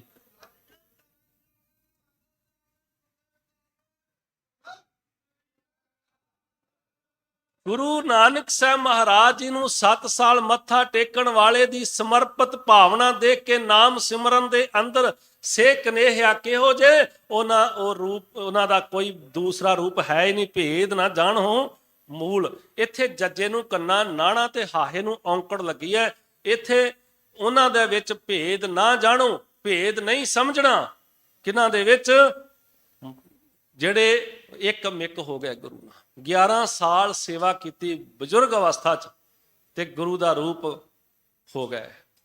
ਧੰਨ ਗੁਰੂ ਦੇ ਰੂਪ ਹੋਣ ਦਾ ਇਹੀ ਸੀ ਕਿ ਆਪਣਾ ਆਪਾਂ ਅੱਗੇ ਰੱਖ ਦਿੱਤਾ। ਇੱਕ ਦਿਨ ਗੁਰੂ ਨੇ ਕਿਹਾ ਕਿ ਸਿੱਖਾ ਇੱਕ ਥੜਾ ਬਣਾ ਦਿੱਤਾ। ਕਹਿੰਦੇ ਇਹ ਨਹੀਂ ਠੀਕ ਬਣਿਆ, ਦੂਜੇ ਦਿਨ ਵੀ ਬਣਾ ਦਿੱਤਾ, ਤੀਜੇ ਦਿਨ ਫਿਰ ਕਹਿੰਦੇ ਇਹ ਨਹੀਂ ਠੀਕ ਬਣਿਆ, ਤੀਜੇ ਦਿਨ ਵੀ ਬਣਾਇਆ। ਤੇ ਫਿਰ ਉਸ ਵਕਤ ਕਹਿ ਦਿੱਤਾ ਨਾ, ਅਸਲ 'ਚ ਗੱਲ ਥੜੇ ਦੀ ਨਹੀਂ ਸੀ, ਗੱਲ ਤੇ ਅੰਦਰ ਦੀ। ਇਹ ਨਹੀਂ ਕਿ ਸਤਿਗੁਰੂ ਧੰਨ ਗੁਰੂ ਅਮਰਦਾਸ ਮਹਾਰਾਜ ਜੀ ਜਾਣਦੇ ਨਹੀਂ ਸਨ ਵੀ ਮੈਂ ਗੁਰਗੱਦੀ ਕਿਹਨੂੰ ਦੇਣੀ ਹੈ। ਇਹ ਜਾਣਦੇ ਸਨ ਵੀ ਗੁਰਗੱਦੀ ਕਿਸ ਨੂੰ ਦੇਣੀ ਹੈ। ਅਸਲ ਗੱਲ ਇਹ ਸੀ ਕਿ ਸੰਗਤ ਦੇ ਸਾਹਮਣੇ ਇੱਕ ਪਿਕਚਰ ਕਲੀਅਰ ਕਰਨੀ ਸੀ ਕਿ ਕੋਈ ਇਹ ਨਾ ਕਹਿ ਦੇਵੇ ਕਿ ਦੂਸਰੇ ਜਵਾਈ ਨਾਲ ਇਹਨਾਂ ਵਿਤਕਰਾ ਕਰ ਲਿਆ। ਨਹੀਂ ਤੇ ਕਈ ਵਾਰ ਇਹ ਕਹਿ ਦਿੱਤਾ ਜਾਂਦਾ ਨਾ, ਉਹ ਭੁਲੇਖਾ ਦੂਰ ਕਰਨਾ ਸੀਗਾ। ਸਾਈਂ ਦਾ ਰੂਪ ਹੋਏ ਧੰਨ ਗੁਰੂ ਰਾਮਦਾਸ ਮਹਾਰਾਜ ਜੀ, ਜਿਹੜੇ ਜਿਨ੍ਹਾਂ ਨੂੰ ਇਹ ਕਿਹਾ ਜਾਂਦਾ ਸੀ ਕਿ ਇਹ ਯਤੀਮ ਨੇ, ਇਹ ਨਿਮਾਣੇ ਨੇ, ਇਹ ਨਿਤਾਣੇ, ਗੁਰੂ ਕਿਰਪਾ ਕਰ ਦੇਵੇ, ਗੁਰੂ ਦੀ ਬਖਸ਼ਿਸ਼ ਹੋ ਜਾਵੇ। ਜਿਨ੍ਹਾਂ ਦੀ ਝੋਲੀ 'ਚ ਗੁਰੂ ਦੀ ਬਖਸ਼ਿਸ਼ ਪੈਂਦੀ ਹੈ ਭਾਈ, ਉਹਨਾਂ ਨੂੰ ਗੁਰੂ ਤਰੁੱਟ ਕੇ ਇਹ ਤਾਜ, ਇਹ ਸ਼ਕਤੀਆਂ, ਇਹ ਰਹਿਮਤਾਂ ਉਹਨਾਂ ਦੀ ਝੋਲੀ 'ਚ ਪੈਂਦੀਆਂ ਏ। ਪਰ ਝੋਲੀ 'ਚ ਪਾਉਣ ਲਈ ਗੁਰੂ ਤਿਆਰ ਜੇ, ਸਾਡੀ ਵੀ ਝੋਲੀ 'ਚ ਪਾਉਣ ਲਈ ਤਿਆਰ ਜੇ। ਇਹ ਨਾ ਸਮਝਣਾ ਵੀ ਉਹਨਾਂ ਦੇ ਪੈ ਗਈਆਂ ਸਾਹੀਂ ਤੇ ਪੈ ਹੀ ਨਹੀਂ ਸਕਦੀਆਂ। ਗੁਰੂ ਪਾਉਣ ਲੱਗਿਆਂ ਅੱਜ ਵੀ ਦੇਰੀ ਨਹੀਂ ਲਾਏਗਾ। ਇੱਕ ਗੱਲ ਦਾ ਖਿਆਲ ਰੱਖਿਓ, ਜਿਹੜੀ ਮੈਂ ਕੱਲ ਵੀ ਕਹਿ ਕੇ ਆਇਆ, ਜੋ ਕੱਲ ਬੰਗਲਾ ਸਾਹਿਬ ਤੋਂ ਵੀ ਇਹ ਗੱਲ ਕਹੀ ਸੀ, ਸੰਗਤ ਜੀ ਆਪਣਾ ਆਪਾਂ ਗੁਰੂ ਅੱਗੇ ਰੱਖਣ ਲੱਗਿਆਂ ਸਾਡੇ ਤੋਂ ਦੇਰੀ ਲੱਗਦੀ ਹੈ। ਗੁਰੂ ਕਿਰਪਾ ਕਰਨ ਲੱਗਿਆਂ, ਬਖਸ਼ਿਸ਼ ਕਰਨ ਲੱਗਿਆਂ, ਰਹਿਮੋ ਕਰਮ ਕਰਨ ਲੱਗਿਆਂ ਦੇਰੀ ਨਹੀਂ ਜੇ ਲਾਉਂਦਾ। ਉਹ ਝੋਲੀਆਂ ਭਰਨ ਲੱਗਿਆਂ ਦੇਰੀ ਨਹੀਂ ਲਾਉਂਦਾ। ਸਾਨੂੰ ਆਪਣਾ ਮਨ ਵੇਚੈ ਸਤਿਗੁਰ ਕੇ ਪਾਸ, ਇਹ ਗੱਲ ਸਮਝਿਓ। ਜਿਨ੍ਹਾਂ ਨੇ ਮਨ ਗੁਰੂ ਅੱਗੇ ਵੇਚ ਦਿੱਤਾ, ਤੁਹਾਡੀ ਕੋਈ ਕੋਠੀ ਕਾਰ ਹੋਵੇ, ਕੋਈ ਜਾਇਦਾਦ ਪ੍ਰਾਪਰਟੀ ਦੁਕਾਨ ਮਹੱਲ ਹੋਵੇ, ਤੁਸੀਂ ਕਿਸੇ ਨੂੰ ਵੇਚ ਦਿਓ ਤੇ ਮੁੜ ਕੇ ਉਹਦੀ ਮਰਜ਼ੀ ਤੋਂ ਬਿਨਾਂ ਉੱਥੇ ਪੈਰ ਨਹੀਂ ਪਾ ਸਕਦੇ। ਜੇ ਅਸੀਂ ਮਨ ਗੁਰੂ ਅੱਗੇ ਵੇਚ ਦੇਵਾਂਗੇ ਤੇ ਵੇਚੀ ਹੋਈ ਦੇ ਮਾਲਕ ਅਸੀਂ ਨਹੀਂ ਹੋਵਾਂਗੇ। ਸਾਡੇ ਮਨ ਦਾ ਮਾਲਕ ਕੌਣ ਹੋਏਗਾ? ਗੁਰੂ। ਤੇ ਫਿਰ ਜੋ ਗੁਰ ਕਹੇ ਸੋਈ ਭਲ ਮਾਨੋ ਹੋਵੇਗਾ। ਜੋ ਗੁਰੂ ਉਪਦੇਸ਼ ਕਰੇਗਾ, ਕੰਨਾਂ ਨਾਲ ਸਰਵਣ ਕਰਾਂਗੇ, ਉਹਨੂੰ ਹਿਰਦੇ 'ਚ ਵਸਾ ਕੇ ਉਹਦੇ ਮੁਤਾਬਕ ਆਪਣੀ ਲਾਈਫ ਨੂੰ ਜੀਣਾ ਸ਼ੁਰੂ ਕਰ ਦਿਆਂਗੇ। ਹੁੰਦਾ ਇਦਾਂ ਨਹੀਂ ਨਾ। ਅਸੀਂ ਗੁਰੂ ਦਾ ਉਪਦੇਸ਼ ਸੁਣਦੇ ਹਾਂ, ਰੋਜ਼ ਬੜੇ ਪਾਠ ਕਰਾਏ, ਬੜੇ ਕੀਰਤਨ ਦਰਬਾਰ ਕਰਾਏ, ਬੜੇ ਕੀਰਤਨ ਸੁਣੇ, ਬੜੇ ਸ਼ਬਦ ਯਾਦ ਕੀਤੇ, ਬੜੀ ਬਾਣੀ ਪੜ੍ਹੀ, ਬੜੀ ਬਾਣੀ ਸਰਵਣ ਕੀਤੀ, ਬੜੇ ਅਖੰਡ ਪਾਠਾਂ 'ਚ ਰੌਲਾਂ ਵੀ ਲਾਈਆਂ, ਬਹੁਤ ਪਾਠ ਕੀਤਾ ਤੇ ਯਾਦ ਕੀਤਾ। ਪਰ ਉਸ ਪਾਠ ਦਾ ਕਿੰਨਾ ਹਿੱਸਾ ਜਿਹੜਾ ਸਾਡੀ ਜ਼ਿੰਦਗੀ ਦਾ ਹਿੱਸਾ ਬਣ ਗਿਆ, ਜਿਹਦੇ ਅਨੁਸਾਰ ਸਾਡੀ। ਪਰ ਸਤਿਗੁਰੂ ਜੀ ਤੇ ਕਹਿੰਦੇ ਆ ਨਾ, ਕਿਨਕਾ ਏਕ ਜਿਸ ਜੀ ਬਸਾਵੈ ਤਾਂ ਕੀ ਮਹਿਮਾ। ਉਹਦੀ ਤੇ ਮਹਿਮਾ ਬਿਆਨ ਨਹੀਂ ਕੀਤੀ ਜਾ ਸਕਦੀ। ਜਿਹਨੇ ਹਿਰਦੇ ਵਿੱਚ ਇੱਕ ਕਿਣਕਾ ਵੀ ਵਸ ਜਾਵੇ। ਅਸੀਂ ਤੇ ਨਾਮ ਦਾ ਇੱਕ ਕਿਣਕਾ ਵੀ ਨਹੀਂ ਨਾ ਵਸਾਇਆ, ਅਸੀਂ ਦਿਖਾਵੇ ਦੇ ਸਿੱਖ ਬਣ ਕੇ ਰਹਿ ਗਏ। ਸੰਗਤ ਜੀ ਲੋੜ ਹੈ ਜਦੋਂ ਪੰਜ ਪਿਆਰੇ ਸਹਿਬਾਨ ਦੀ ਗੱਲ ਕਰੀਏ, ਅੰਮ੍ਰਿਤ ਛਕਣ ਦੀ ਗੱਲ ਕਰੀਏ, ਫਿਰ ਅਸੀਂ ਗੁਰੂ ਤੋਂ ਮੁੱਖ ਮੋੜਦੇ ਹਾਂ। ਅੱਜ ਨਹੀਂ ਬਾਬਾ ਜੀ, ਕੱਲ ਨੂੰ, ਫੇਰ ਸਹੀ ਅਗਲੇ ਮਹੀਨੇ, ਅਗਲੇ ਸਾਲ, ਫੇਰ ਨਹੀਂ ਅੰਮ੍ਰਿਤ ਸੰਚਾਰ ਹੋਣਾ। ਜਿਵੇਂ ਪਤਾ ਹੋਵੇ ਕਿ ਅਗਲੇ ਸਾਲ ਤੱਕ ਜੀਂਦੇ ਰਹਿਣਾ। ਪਤਾ ਨਹੀਂ ਕਦੋਂ ਆ ਜਾਣੀ ਹੈ, ਕਦੋਂ ਦਰਗਾਹ ਚੋਂ ਚਿੱਠੀ ਆ ਜਾਣੀ ਹੈ, ਕਿਹੜੇ ਵੇਲੇ ਸੁਨੇਹਾ ਆ ਜਾਣਾ ਹੈ। ਸਦਾ ਤੇ ਗੁਰੂ ਨਾਨਕ ਸਾਹਿਬ ਜੀ ਨੇ ਕਿਹਾ, ਹਮ ਆਦਮੀ ਹੈ ਇੱਕ ਦਮੀ, ਮੁਹਲਤ ਮੌਤ ਨਾ ਜਾਣਾ, ਭਰੋਸਾ ਕੋਈ ਨਹੀਂ। ਪਰ ਟਕੌਂਸਲੇ ਛੱਡੀ ਜਾਂਦੇ ਆ, ਬਹਾਨੇ ਬਣਾਈ ਜਾਂਦੇ ਆ। ਗੁਰੂ ਨਾਲ ਵੀ ਅਸੀਂ ਇਸ ਤਰ੍ਹਾਂ ਦੇ ਬਹਾਨੇ ਘੜ ਕੇ ਰੱਖ ਦਿੰਦੇ ਆ। ਇਹਨੇ ਖੂਬਸੂਰਤ ਆਪਣੀ ਲੋ ਸਵਾਰ ਕੇ, ਤਾਂ ਕਿ ਮੈਨੂੰ ਕੋਈ ਆਖੇ ਨਾ ਕਿ ਤੂੰ ਬਦਲ ਜਾ। ਇਹ ਅਸਲ ਗੱਲ ਆ, ਅਸਲ ਗਾਥਾ ਹੈ ਆਪਣੇ ਆਪ ਨੂੰ ਬਦਲਣ ਦੀ। ਆਪਣਾ ਆਪਾਂ ਬਦਲਣਾ ਹੈ, ਗੁਰੂ ਦੇ ਮੁਤਾਬਕ ਚੱਲਣਾ ਹੈ, ਜੀਵਨ 'ਚ ਆਨੰਦ ਬਣਨਾ ਹੈ, ਖੇੜਾ ਬਣਨਾ ਹੈ। ਜਿਹੜੀਆਂ ਖੁਸ਼ੀਆਂ ਖੇੜੇ ਲੱਭਣ ਵਾਸਤੇ ਹਿੱਲ ਸਟੇਸ਼ਨਾਂ ਤੇ ਜਾਂਦੇ ਹਾਂ, ਜੇ ਸੈਰਗਾਹਾਂ ਤੇ, ਫੁੱਲਾਂ ਤੇ ਬਗੀਚਿਆਂ ਵਿੱਚ ਜਾਂਦੇ ਹਾਂ, ਬਾਗਾਂ ਦੇ ਅੰਦਰ ਸੈਰ ਕਰਨ ਜਾਂਦੇ ਹਾਂ, ਉਹ ਸੈਰ ਕਰੋ ਜੀ ਸਦਕੇ ਸਰੀਰ ਵਾਸਤੇ ਤੇ ਠੀਕ ਹੈ। ਲੇਕਿਨ ਅਸਲ ਸੈਰ ਆਤਮਿਕ ਸੈਰ ਕਰ ਲਾ ਪਿਆਰਿਆ। ਜਦੋਂ ਆਤਮਿਕ ਸੈਰ ਕਰ ਲਵੇਂਗਾ, ਤੇਰੀ ਆਤਮਾ ਗੁਰੂ ਦੇ ਰੂਪ ਵਿੱਚ, ਗੁਰੂ ਨੂੰ ਸਮਰਪਿਤ ਰੂਪ ਵਿੱਚ ਹੋਏਗੀ। ਜੀਵਨ ਦੇ ਅੰਦਰੋਂ ਕਦੀ ਵੀ ਖੁਸ਼ੀਆਂ ਗਵਾਚਣਗੀਆਂ ਨਹੀਂ। ਸੋ ਆਓ, ਸਤਿਗੁਰੂ ਜੀ ਕਹਿੰਦੇ, ਭੇਦ ਨਾ ਜਾਣੋ ਮੂਲਾ ਸਾਈਂ ਜਿਹਾ। ਉਹਨਾਂ ਵਿੱਚ ਫਰਕ ਨਾ ਸਮਝਿਓ। ਇਹ ਨਾ ਭੁਲੇਖਾ ਖਾਇਓ ਵੀ ਉਹ ਹੋਰ ਹੈ ਤੇ ਸਾਈਂ ਹੋਰ ਹੈ। ਮਨ ਤਨ ਹੋਏ ਨਿਹਾਲ ਤੁਮ ਸੰਗ ਭੇਟਿਆ। ਉਹਨਾਂ ਦਾ ਸਰੀਰ ਵੀ, ਉਹਨਾਂ ਦਾ ਆਤਮਾ ਵੀ, ਮਨ ਕਰਕੇ ਵੀ, ਸਰੀਰ ਕਰਕੇ ਵੀ ਪ੍ਰਸੰਨ ਹੋ ਗਏ। ਨਿਹਾਲ ਨਿਹਾਲ ਨਿਹਾਲ ਹੋ ਗਏ। ਭਾਵੇਂ ਕੋਲ ਕੁਛ ਨਹੀਂ, ਖਾਣ ਲਈ ਮੁੱਠ ਛੋਲੇ ਨੇ, ਸੌਣ ਲਈ ਘਰ ਨਹੀਂ, ਘੋੜਿਆਂ ਦੀਆਂ ਕਾਠੀਆਂ ਨੇ। ਉਹ ਇੱਕੋ ਇੱਕ ਪੜ੍ਹਦੇ ਸਨ। ਕੀ ਪੜ੍ਹਦੇ ਸਨ? ਰਾਜ ਕਰੇਗਾ ਖਾਲਸਾ, ਆਕੀ ਰਹੇ ਨਾ ਕੋਏ, ਰਾਜ ਕਰੇਗਾ ਖਾਲਸਾ। ਇੱਕ ਦਿਨ ਨਾਦਰ ਨੇ ਪੁੱਛ ਲਿਆ, ਇਹ ਕੌਣ ਲੋਕ ਨੇ ਜਿਹੜੇ ਪੜ੍ਹਦੇ ਹੈ? ਕਹਿੰਦਾ ਇਹ ਸਿੱਖ ਨੇ। ਕਹਿੰਦਾ ਇਹ ਹਥਿਆਰ ਕਿੱਥੋਂ ਲਿਆਉਂਦੇ ਹੈ? ਕਹਿੰਦਾ ਇਹ ਖਾਂਦੇ ਕੀ ਹੈ? ਕਹਿੰਦਾ ਜੋ ਸਾਗ ਪੱਤਾ ਜੰਗਲ ਚੋਂ ਮਿਲੇ ਖਾ ਕੇ ਗੁਜ਼ਾਰਾ ਕਰ ਲੈਂਦੇ। ਕਹਿੰਦਾ ਇਹ ਸੌਂਦੇ ਕਿੱਥੇ ਹੈ? ਕਹਿੰਦਾ ਘੋੜਿਆਂ ਦੀਆਂ ਕਾਠੀਆਂ ਤੇ ਸੌਂ ਲੈਂਦੇ। ਕਹਿੰਦੇ ਹਥਿਆਰ ਕਿੱਥੋਂ ਲਿਆਉਂਦੇ? ਜੋ ਨਾਦਰ ਨੇ ਜ਼ਕਰੀਆ ਨੂੰ ਪੁੱਛਿਆ ਤੇ ਮੂੰਹ ਲਟਕਾ ਕੇ ਕਹਿੰਦਾ ਸਾਡੇ ਹੀ ਖੋ ਖਾ ਲੈਂਦੇ ਆ, ਸਾਡੇ ਹੀ ਖੋ ਲੈਂਦੇ ਆ, ਸਾਡੇ ਖੋ ਕੇ ਲੈ ਜਾਂਦੇ। ਕਹਿੰਦਾ ਵਾਕਿਆ ਹੀ ਜੇ ਤੂੰ ਜਿੱਦਾਂ ਦੇ ਇਹ ਦੱਸਦਾ ਹੈਗੇ ਆ ਤੇ ਫਿਰ ਇੱਕ ਦਿਨ ਇਹ ਇਸ ਦੇਸ਼ ਦੇ ਉੱਤੇ ਰਾਜ ਕਰਨਗੇ। ਉਸ ਵਕਤ ਵੀ ਆਇਆ ਜਿਹੜਾ ਬਾਬਾ ਬੰਦਾ ਸਿੰਘ ਬਹਾਦਰ ਨੇ ਇੱਥੇ ਸਿੱਖ ਰਾਜ ਦੇ ਝੰਡੇ ਲਹਿਰਾਏ, ਕੇਸਰੀ ਲਹਿਰਾਏ। ਕੇਸਰੀ ਝੰਡੇ ਤੋਂ ਯਾਦ ਆ ਗਿਆ, ਇੱਕ ਦਿਨ ਮੈਂ ਲਾਲ ਕਿਲੇ ਤੇ ਆਇਆ ਦਰਸ਼ਨ ਦੇਖਣ ਵਾਸਤੇ। ਇੱਥੇ ਦਰਸ਼ਨ ਮੇਲੇ ਕੀਤੇ ਪਾਤਸ਼ਾਹ ਦੇ ਦਰ ਤੇ ਸੋਚਿਆ ਕਿ ਲਾਲ ਕਿਲੇ ਤੇ ਕਦੀ ਕੇਸਰੀ ਲਹਿਰਾਏ ਸੀਗੇ ਬਾਬਾ ਬਘੇਲ ਸਿੰਘ ਵਰਗਿਆਂ ਨੇ। ਆਪਾਂ ਦੇਖ ਕੇ ਆਈਏ, ਲਾਲ ਕਿਲਾ ਛੋਟਾ ਸੀਗਾ। ਮੇਰਾ ਮਨ ਬਣਿਆ ਕਿ ਝੰਡੇ ਨੂੰ ਜਾ ਕੇ ਉੱਤੇ ਫੜ ਕੇ ਮੈਂ ਵੀ ਇੱਕ ਫੋਟੋ ਖਿਚਾਵਾਂ ਵੀ ਇਹ ਕਦੀ ਸੀ ਕੇਸਰੀ ਲਹਿਰਾਏ ਤੇ ਅੱਜ ਝੰਡੇ ਤਾਂ ਤਿਰੰਗੇ ਝੂਲਦੇ ਆ ਕਿਉਂਕਿ ਇੱਥੇ ਕਦੀ ਕੇਸਰੀ ਲਹਿਰਾਏ ਸੀ। ਪਰ ਆਪਾ ਹੋਇਆ ਇਹ ਕਿ ਮੈਨੂੰ ਉੱਥੇ ਫੌਜੀਆਂ ਨੇ ਮਨਾ ਕਰ ਦਿੱਤਾ ਵੀ ਤੁਸੀਂ ਨਹੀਂ ਜਾ ਸਕਦੇ। ਮੈਨੂੰ ਦੁੱਖ ਜਿਹਾ ਬੜਾ ਲੱਗਾ, ਬੱਚਾ ਸੀਗਾ, ਛੋਟੀ ਸੀ ਅਜੇ ਅਵਸਥਾ। ਕਹਿਣ ਲੱਗੇ ਤੁਸੀਂ ਨਹੀਂ ਜਾ ਸਕਦੇ। ਮੈਂ ਬੜੀ ਜਿੱਦ ਕੀਤੀ ਪਰ ਨਾ ਜਾਣ ਦਿੱਤਾ।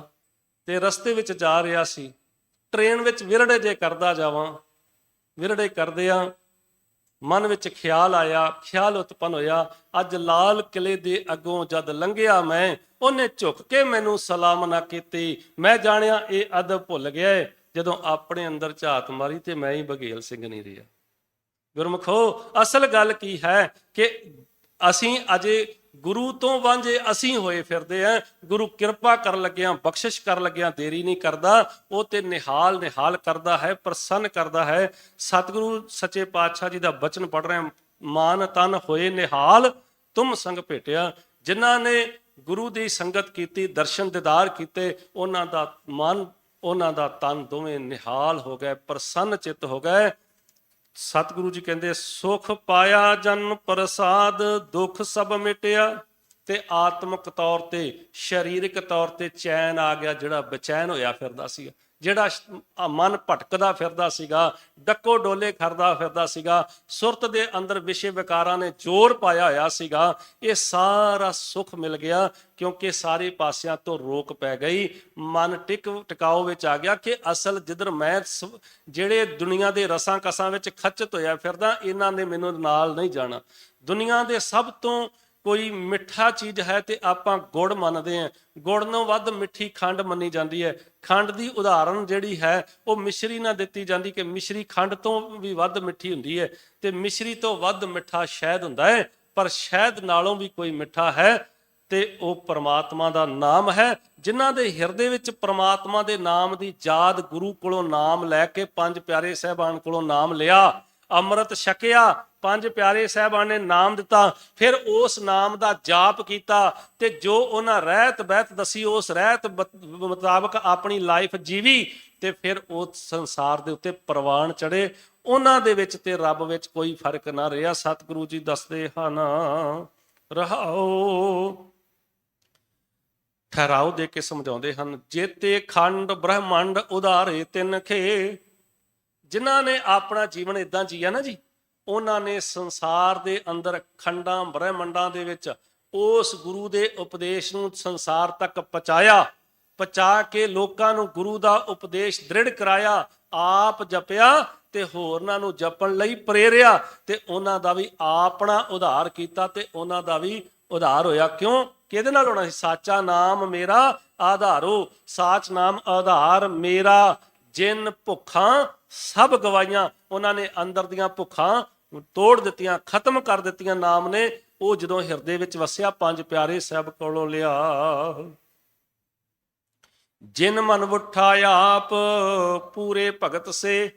ਇਹ ਜਿਨ੍ਹਾਂ ਦੇ ਉੱਤੇ ਉਹ ਵਾਹਿਗੁਰੂ ਜਿਨ੍ਹਾਂ ਦੇ ਮਨ ਵਿੱਚ ਆ ਕੇ ਵਸ ਜਾਂਦਾ ਹੈ, ਜਿਨ੍ਹਾਂ ਦੇ ਹਿਰਦੇ ਵਿੱਚ, ਚਿੱਤ ਵਿੱਚ ਪ੍ਰਮਾਤਮਾ ਦੀ ਯਾਦ ਟਿਕ ਜਾਂਦੀ ਹੈ, ਜਿਨ੍ਹਾਂ ਦੇ ਹਿਰਦੇ ਦੇ, ਜਿਨ੍ਹਾਂ ਨੇ ਪੰਜ ਪਿਆਰੇ ਸਾਹਿਬਾਨ ਕੋ ਪੇਸ਼ ਹੋ ਕੇ ਅੰਮ੍ਰਿਤ ਦੀ ਦਾਤ ਪ੍ਰਾਪਤ ਕਰ ਲਈ ਤੇ ਫਿਰ ਉਸ ਨਾਮ ਨੂੰ ਸੁਰਤ 'ਚ ਟਿਕਾ ਲਿਆ, ਯਾਦ ਵਸ ਗਈ, ਯਾਦ ਵਿੱਚ ਪ੍ਰਮਾਤਮਾ ਯਾਦ ਰਹਿ ਗਿਆ ਤੇ ਉਹਨਾਂ ਦਾ ਕੀ ਹੋਇਆ?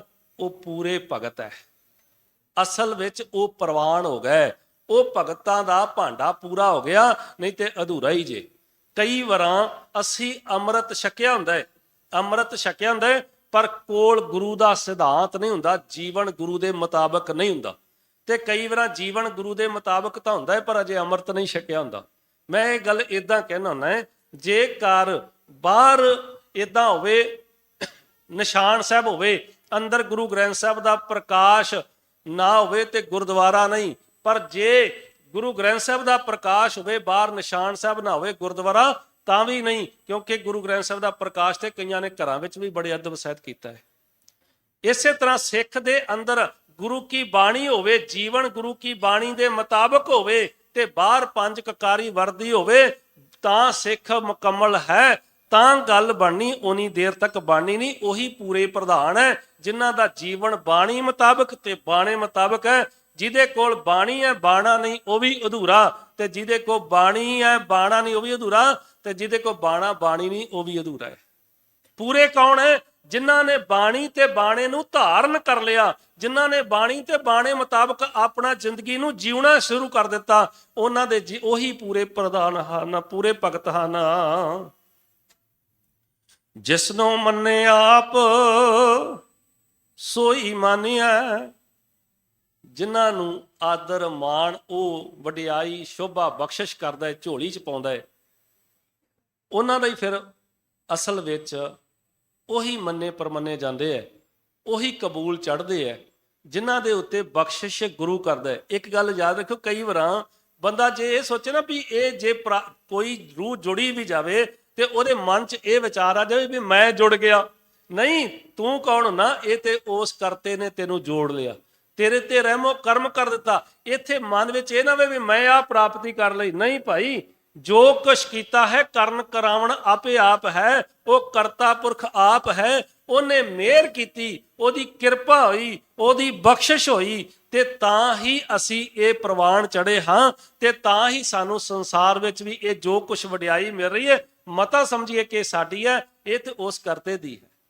ਸਤਿਗੁਰੂ ਜੀ ਕਹਿੰਦੇ ਪ੍ਰਗਟ ਪੁਰਖ ਪ੍ਰਵਾਨ ਸਭ ਠਾਈ ਜਾਨੀਐ। ਉਹ ਬੜੇ ਉੱਗੇ, ਉਹ ਬੜੇ ਸੰਸਾਰ ਦੇ ਅੰਦਰ ਸ਼ੋਭਾ ਖੱਟਣ ਵਾਲੇ ਮਨੁੱਖ, ਤੇ ਸਾਰੇ ਥਾਵਾਂ ਤੇ ਉਹਨਾਂ ਦੀ ਜਾਣ ਪਛਾਣ बढ़ ਜਾਂਦੀ ਹੈ, ਬਣਾ ਦਿੰਦਾ ਹੈ। ਉਹਨਾਂ ਦੀ ਜਾਣ ਪਛਾਣ ਕਿੱਥੇ ਕਿੱਥੇ ਬਣਦੀ? ਲੋਕ ਸੁਖੀਏ ਪਰਲੋਕ ਸੁਹੇਲੇ, ਆਹ ਬਣਦੀ ਜੇ ਜਾਣ ਪਛਾਣ। ਇਹ ਨਹੀਂ ਵੀ ਉਹਨੂੰ ਪ੍ਰਧਾਨ ਮੰਤਰੀ ਜਾਣਨ ਲੱਪੇ ਦੁਨੀਆ ਦੇ, ਜਾਂ ਮੰਤਰੀ ਜਾਣਨ ਲੱਪੇ, ਇਹ ਜਾਣ ਪਛਾਣ ਨਹੀਂ। ਲੋਕ ਵਿੱਚ ਵੀ ਸੁਖੀ ਤੇ ਪਰਲੋਕ ਵਿੱਚ ਵੀ ਉਹ ਸੁਖੀ ਹੋ ਜਾਂਦਾ ਹੈ, ਉਹਦੇ ਜੀਵਨ ਦਾ ਆਨੰਦ ਖੇੜਾ ਬਣ ਜਾਂਦਾ ਹੈ। ਦਿਨ ਸਰੈਣ ਆਰਾਧ ਸੰਭਾਲੇ ਸ਼ਾਹ ਸ਼ਾਹ। ਹਰ ਸਵਾਸ ਸਾਹ ਸਾਹ ਨਾਲ, ਹਰ ਸਵਾਸ ਸਵਾਸ ਨਾਲ, ਸਾਸ ਸਾਸ ਸਿਮਰੋ ਗੋਬਿੰਦ। ਮਾਨੇ ਅੰਤਰ ਕੀ ਉਤਰੈ ਚਿੰਦ। ਚਿੰਤਾਵਾਂ ਉਤਰ ਜਾਂਦੀਆਂ ਜਦੋਂ ਅਸੀਂ ਨਾਮ ਨੂੰ ਜਪਦੇ ਹਾਂ। ਜਿਨ੍ਹਾਂ ਨੇ ਉਹਦੀ ਅਰਾਧਨਾ ਕੀਤੀ, ਦਿਨੇ ਵੀ ਰਾਤ ਵੀ ਯਾਦ ਹਰ ਵਕਤ ਉਹਦੀ ਟਿਕੀ ਰਹੀ। ਸੁਰਤ ਵਿੱਚ ਯਾਦ ਸਾਡੇ ਧਨ ਪਦਾਰਥ ਧੀਆਂ ਪੁੱਤਰ ਸਾਰਾ ਕੁਝ ਯਾਦ ਹੈ। ਬਹੁਤ ਵੱਡੇ ਵੱਡੇ ਗ੍ਰੰਥ ਯਾਦ ਨੇ, ਬੜੀਆਂ ਬੜੀਆਂ ਡਿਗਰੀਆਂ ਪੜ੍ਹ ਲਈਆਂ, ਬੜੇ ਬੜੇ ਚੈਪਟਰ ਯਾਦ ਕਰ ਲਏ, ਪਰ ਇੱਕ ਯਾਦ ਨਹੀਂ ਤੇ ਪਰਮਾਤਮਾ ਦਾ ਨਾਮ ਉਹ ਕਿਣਕਾ ਵੀ ਯਾਦ ਨਹੀਂ ਹੈ। ਇਹ ਜੀਵ ਦੀ ਦੁਰਦਸ਼ਾ ਹੈ। ਅੰਦਰ ਯਾਦ ਜਿਨ੍ਹਾਂ ਦੇ ਵਸ ਗਈ, ਉਹ ਫਿਰ ਹਰ ਸਵਾਸ ਸਵਾਸ ਨਾਲ ਪਰਮਾਤਮਾ ਨੂੰ ਆਪਣੇ ਜਿਹਨ ਚ, ਸੁਰਤ ਚ, ਹਿਰਦੇ ਚ ਟਿਕਾ ਕੇ ਰੱਖਦੇ, ਵਿਸਰਨ ਨਹੀਂ ਦਿੰਦੇ। ਨਾਨਕ ਕੀ ਲੋਚਾ ਪੂਰ ਸੱਚੇ ਪਾਤਸ਼ਾਹ। ਇਹ ਸ਼ਾਹਾਂ ਦੇ ਸ਼ਾਹ, ਸ਼ਹਿਨਸ਼ਾਹ, ਪਾਤਸ਼ਾਹ। ਧੰਨ ਗੁਰੂ ਅਰਜਨ ਸਾਹਿਬ ਮਹਾਰਾਜ ਜੀ ਕਹਿੰਦੇ ਮੇਰੀ ਜਿਹੜੀ ਅੰਦਰ ਦੀ ਤਾਂਘ ਹੈ ਨਾ, ਤਾਂਘ ਕੀ ਹੈ ਕਿ ਮੇਰੇ ਸੁਰਤ ਚ ਨਾਮ ਵਸ ਜਾਵੇ, ਮੇਰੀ ਸੁਰਤ ਤੇਰੇ ਨਾਲ ਜੁੜੀ ਰਵੇ, ਮੇਰਾ ਤੇ ਤੇਰਾ ਵਿਛੋੜਾ ਨਾ ਪਵੇ। ਰੱਬ ਦਾ ਤੇ ਆਤਮਾ ਦਾ ਤੇ ਪਰਮਾਤਮਾ ਦਾ ਵਿਛੋੜਾ ਨਾ ਪਵੇ। ਆਤਮਾ ਪਰਮਾਤਮਾ ਦੇ ਨਾਲ ਇੱਕਮਿਕ ਹੋਈ ਰਵੇ, ਆਤਮਾ ਪਰਮਾਤਮਾ ਦਾ ਰੂਪ ਹੋਈ ਰਵੇ, ਤੇ ਫਿਰ ਜੀਵਨ ਦੇ ਅੰਦਰ ਖੁਸ਼ੀ ਹੈ। ਜੇ ਕੋਈ ਬੰਦਾ ਕਵੇ, ਭਰਮ ਪਾਲ ਲਵੇ ਕਿ ਮੈਂ ਧਨ ਪਦਾਰਥ ਇਕੱਠਾ ਕਰਕੇ ਸੁਖੀ ਹੋ ਜਾਵਾਂਗਾ, ਬੜੇ ਬੜੇ ਧਨੀ ਲੋਕ ਤੁਸੀਂ ਦੇਖੋਗੇ ਦੁਖੀ ਨੇ। ਬੜੇ ਬੜੇ ਧਨੀਆਂ ਨੂੰ ਕਿਤੇ, ਜੇ ਇਸ ਗੱਲ ਦਾ ਸੱਚੀ ਮੁੱਚੀ ਦੇਖਣਾ ਹੋਵੇ ਤੇ ਕਿਸੇ ਅਮੀਰ ਨੂੰ ਮਿਲ ਕੇ ਦੇਖ ਲੈਣਾ, ਉਹ ਦੱਸੇਗਾ ਕਿ ਮੈਂ ਕਿੰਨਾ ਕੁ ਦੁਖੀ ਹਾਂ। ਉਹਦੀਆਂ ਦੁੱਖ ਦੀਆਂ ਪੰਡਾਂ ਖੁੱਲੀਆਂ ਹੋਈਆਂ ਹੋਣਗੀਆਂ। ਅਸਲ ਵਿੱਚ ਕਈ ਵਾਰ ਅਸੀਂ ਮਨ ਵਿੱਚ ਸੋਚਦੇ ਹਾਂ ਕਿ ਧਨ ਇਕੱਠਾ ਕਰਨਾ ਜਾਂ ਦੁਨੀਆ ਦੇ ਰਸ-ਕਸ ਖਾਣ ਨਾਲ ਮਾਨਣ ਨਾਲ ਸੁਖੀ ਹੋ ਜਾਵਾਂਗੇ। ਪਰ ਜਿੰਨੇ ਦੁਨੀਆ ਦੇ ਰਸ-ਕਸ ਮਾਨੇ ਆ ਨਾ, ਉਹਨੂੰ ਪੁੱਛ ਕੇ ਦੇਖ ਲੈਣਾ। ਭਾਵੇਂ ਕੋਈ 7 ਸਟਾਰਾਂ 'ਚ ਖਾਣਨ ਵਾਲਾ ਮਾਨਣ ਵਾਲਾ, ਉਹ ਵੀ ਚਿੰਤਤ ਹੋਏਗਾ, ਉਹ ਵੀ ਬੇਚੈਨ ਹੋਏਗਾ। ਆਤਮਾ ਦੇ ਅੰਦਰ ਚੈਨ ਤੇ ਉਹਦੇ ਵੀ ਹੈ ਨਹੀਂ। ਦੁਨੀਆ ਦੇ ਰਸ-ਕਸ ਮਾਣ ਲਏ ਤੇ ਅੰਦਰੋਂ ਬੇਚੈਨ ਹੈ। ਦੁਨੀਆ ਦੇ ਪਦਾਰਥ ਇਕੱਠੇ ਕਰ ਲਏ, ਅੰਦਰੋਂ ਬੇਚੈਨ ਹੈ। ਇੱਥੇ ਤੇ ਕਾਰੂ ਵਰਗੇ ਆ ਗਏ, ਉਹ ਵੀ ਇੱਥੋਂ ਬੇਚੈਨ ਚਲੇ ਗਏ। ਸਾਰੀ ਦੁਨੀਆ ਦੇ ਜੇਤੂ ਵੀ ਇੱਥੋਂ ਬੇਚੈਨ ਗਏ ਨੇ। ਫਿਰ ਕਿਹੜੇ ਭਰਮ ਵਿੱਚ ਅਸੀਂ ਪਏ ਹਾਂ? ਅਸਲ ਵਿੱਚ ਅੰਦਰੋਂ ਚੈਨ, ਅੰਦਰ ਦਾ ਟਿਕਾਓ। ਸਤਿਗੁਰੂ ਧੰਨ ਗੁਰੂ ਅਰਜਨ ਸਾਹਿਬ ਮਹਾਰਾਜ ਜੀ ਕਹਿੰਦੇ ਕਿ ਮੇਰੇ ਹਿਰਦੇ ਦੇ ਅੰਦਰ ਇਹ ਸਾਰੀ ਕਿਰਪਾ ਵਾਹਿਗੁਰੂ ਜੀ, ਹੇ ਪ੍ਰਮਾਤਮਾ ਜੀ, ਤੁਹਾਡੀ ਹੈ। ਤੁਹਾਡੀ ਕਿਰਪਾ ਦੇ ਨਾਲ ਇਹ ਕਿਰਪਾ ਬਣੀ ਹੈ ਤੇ ਕਿਰਪਾ ਕਰਕੇ ਬਣਾਈ ਰੱਖਿਓ। ਇਹੀ ਮੇਰੀ ਤਾਂਘ ਹੈ ਕਿ ਤੁਹਾਡਾ ਤੇ ਮੇਰਾ, ਮੇਰੀ ਆਤਮਾ ਦਾ ਤੇ ਵਾਹਿਗੁਰੂ ਜੀ ਤੇਰਾ ਪ੍ਰਮਾਤਮਾ ਦਾ ਆਪਸੀ ਵਿਛੋੜਾ ਨਾ ਪੈ ਜਾਵੇ, ਕਿਉਂਕਿ ਸਰੀਰ ਕਰਕੇ ਤੇ ਅਸੀਂ ਵਿਛੋੜੇ ਹੋਏ ਹਾਂ। ਅਸਲ ਵਿੱਚ ਮਨ ਕਰਕੇ, ਸੁਰਤ ਕਰਕੇ, ਹਿਰਦੇ ਕਰਕੇ ਗੁਰੂ ਨਾਲ ਜੁੜਨਾ ਹੈ। ਗੁਰੂ ਦੀਆਂ ਬਖਸ਼ਿਸ਼ਾਂ ਸਾਡੀ ਝੋਲੀ ਵਿੱਚ ਪੈਣੀਆਂ ਹਨ। ਮੈਂ ਸਮੁੱਚੇ ਪ੍ਰਬੰਧਕ ਜਨਾਂ ਦਾ, ਸਮੁੱਚੀ ਗੁਰਦੁਆਰਾ ਸਾਹਿਬ ਦਿੱਲੀ ਸੇ ਗੁਰਦੁਆਰਾ ਪ੍ਰਬੰਧਕ ਕਮੇਟੀ ਦਾ ਜਿੱਥੇ ਹਾਰਦਿਕ ਤੌਰ ਤੇ ਧੰਨਵਾਦ ਕਰਦਾ ਹਾਂ। ਇੱਥੋਂ ਦੇ ਸਮੁੱਚੇ ਸਟਾਫ ਦਾ, ਸੇਵਾਦਾਰਾਂ ਦਾ, ਗ੍ਰੰਥੀ ਸਿੰਘਾਂ ਦਾ, ਰਾਗੀ ਸਿੰਘਾਂ ਦਾ ਔਰ ਸਮੁੱਚੇ ਇੱਥੋਂ ਦੇ ਸਟਾਫ ਦਾ ਬਹੁਤ ਬਹੁਤ ਧੰਨਵਾਦ ਕਰਦਾ। ਬਹੁਤ ਸਾਰਾ ਤੁਸੀਂ ਪਿਆਰ ਬਖਸ਼ਿਆ। ਸੰਗਤ ਦਾ ਬਹੁਤ ਧੰਨਵਾਦ ਕਰਦੇ ਹਾਂ। ਬਹੁਤ ਸਾਰਾ ਤੁਸੀਂ ਪਿਆਰ ਬਖਸ਼ਿਸ਼ ਕੀਤਾ।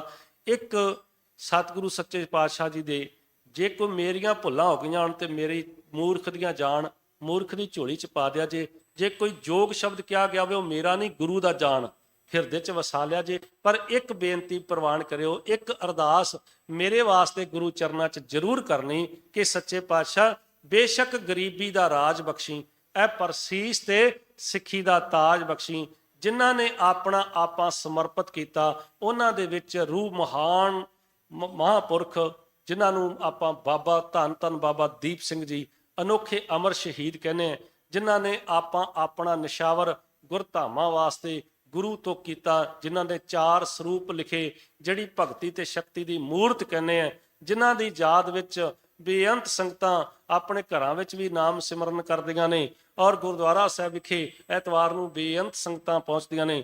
ਧੰਨ ਧੰਨ ਬਾਬਾ ਦੀਪ ਸਿੰਘ, ਗੁਰਦੁਆਰਾ ਸ਼ਹੀਦਗੰਜ ਸਾਹਿਬ, ਸ਼ਹੀਦਾਂ ਸਾਹਿਬ ਜਿਨ੍ਹਾਂ ਨੂੰ ਕਿਹਾ ਜਾਂਦਾ ਹੈ, ਜਿੱਥੇ ਸੋ ਅੰਮ੍ਰਿਤਸਰ ਜੀ ਦੀ ਧਰਤੀ ਦਾ ਸੇਵਾਦਾਰ ਹੋਣ ਦੇ ਨਾਤੇ ਆਪ ਸੰਗਤਾਂ ਦਾ ਬਹੁਤ ਬਹੁਤ ਧੰਨਵਾਦ ਕਰਦਾ ਸਾਰਿਆਂ ਦਾ। ਆਓ ਆਖਰੀ ਪੰਕਤੀਆਂ ਪੜ੍ਹ ਕੇ ਗੁਰੂ ਦੇ ਚਰਨਾਂ ਵਿੱਚ ਪਿਆਰ ਵਿੱਚ ਭਿੱਜ ਕੇ ਗੁਰਫਤਿਹ ਦੀ ਸਾਂਝ ਕਰਾਂਗੇ। ਆਖੋ ਆਓ ਜੀ। ਦਿਨ ਸੁਰੈਣ ਆਰਾਧ ਸਮਾ